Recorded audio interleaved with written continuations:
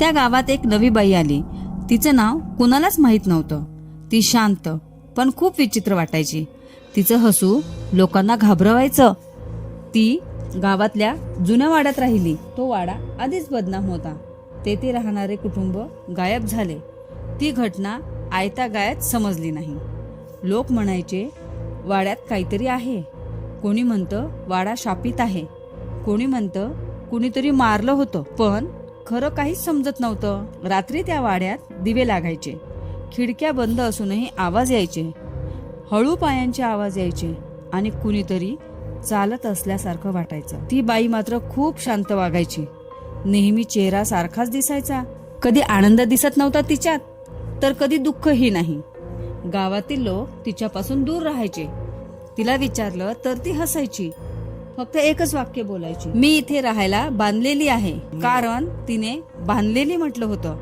म्हणजे नक्की कसली बांधणी? कोणी तिला इथे कैद केलं का? एक दिवस गावात पत्रकार आला. त्या वाड्याबद्दल लिहायला आला. त्याला वाडा पाहून धक्काच बसला. वाडा जिवंत असल्यासारखा वाटत होता. त्याने रात्री वाड्यावर लक्ष ठेवलं. बाई उशिरा बाहेर फिरताना दिसली. ती जणू कोणाशी बोलत होती, पण तिथे कुणीच जवळ नव्हतं. पत्रकार जवळ जाणार इतक्यात ती बाई अचानक गायब झाली. डोळे झाकले आणि पुन्हा पाहिलं तर तिथे फक्त रिकामा रस्ता. दुसऱ्या दिवशी पत्रकार वाड्यात गेला. धुळीत पडलेले जुने फोटो सापडले.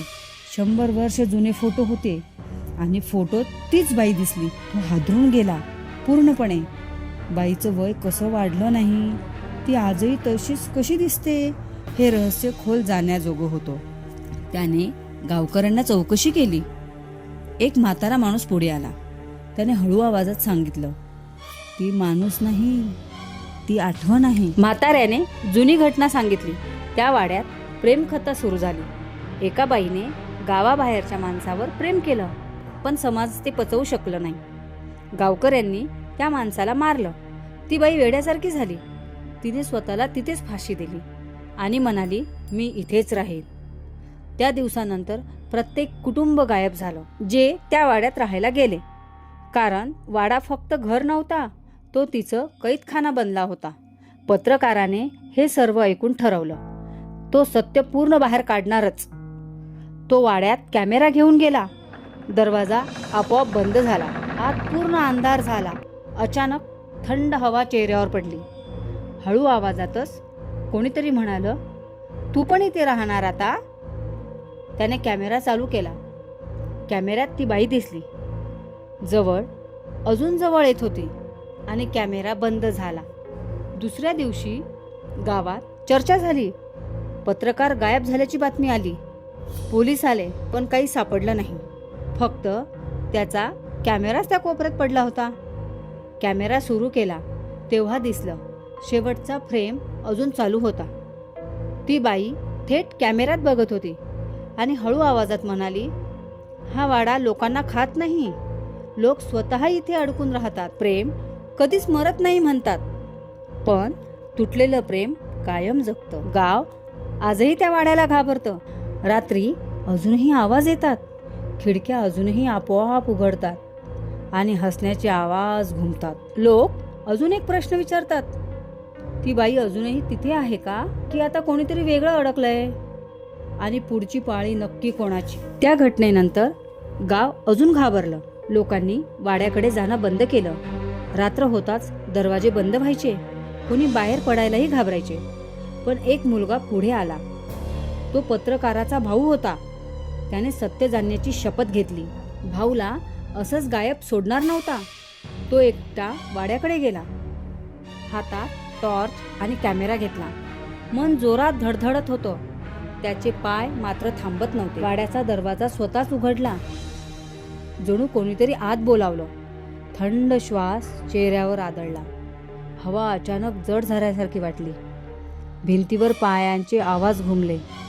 कोपऱ्यात साया हलताना दिसल्या. रस्त्यावर जुन्या हसण्याचे आवाज. कानाजवळ कोणीतरी फुसफुसलं, तू उशीर केला येण्यात, पण अजूनही वेळ गेलेली नाही. इथे येणारा कोणी रिकामा जात नाही. सगळे काहीतरी सोडून जातात. तो धडधडणाऱ्या हृदयावर ताबा घेतला. तो सरळ मोठ्या खोलीत गेला. तिथे जुना आरसा उभा होता आणि त्यात ती बाई दिसली. यावेळी ती शांत नव्हती. डोळ्यात वेदना आणि आग होती. ओठ थरथरत होते तिचे. तिचं अस्तित्व आतून ओरडत होतं. तिने त्याच्याकडे बघून विचारलं, तुला खरंच सत्य हवं आहे का, की फक्त भीती वाढवायला आलास? कारण सत्य नेहमी सुंदर नसतं. त्या क्षणी वारा प्रचंड वाढला. सगळ्या खिडक्या जोरात आदळल्या. आरसा हलू लागला. पूर्ण दृश्य बदलायला लागलं. मुलांच्या डोळ्यासमोर घटना जिवंत झाली. गावकऱ्यांनी प्रेमाचा खून केला. बाई रडत रडत वेडी झाली आणि शेवटी स्वतःला संपवलं. पण एक गोष्ट नवीन दिसली. तिने मरतानाच एक शपथ घेतली, जो मला समजून घेईल तोच मोकळा, बाकी सगळे इथेच अडकून राहतील. मुलाच्या डोळ्यात पाणी आलं. त्याने शांतपणे माफी मागितली. गावाच्या पापाची कबुली दिली. तिच्या वेदनेचा मान राखला. पहिल्यांदाच ती बाई शांत दिसली. डोळ्यातील आग विरून गेली. हळूहळू ती हसली. पहिल्यांदा. जणू काहीतरी पूर्ण झालं होतं. वाड्यातला अंधार हलका झाला होता. हवा हळू उबदार झाली. आवाज थांबायला लागले. खिडक्या शांत उभ्या राहिल्या आणि मग एक प्रकाश पसरला. ती बाई हळूहळू विरून गेली. तिचा आवाज शेवटचा ऐकू आला, धन्यवाद, आता मी मुक्त आहे. मुलगा बाहेर आला, धडधडत. वाडा शांत उभा राहिला. पहिल्यांदाच तो रिकामा भासला, जणू त्यालाही श्वास मिळाला. दुसऱ्या दिवशी गावात बातमी पसरली. वाड्यात आता आवाज येत नाहीत, दिवे आपोआप लागत नाहीत. भुताटकी संपल्याचं लोक म्हणाले. पण अजूनही लोक सावध राहतात. कारण काही गोष्टी पूर्ण संपत नाहीत. त्या फक्त शांत झोप घेतात आणि योग्य वेळी पुन्हा जागतात.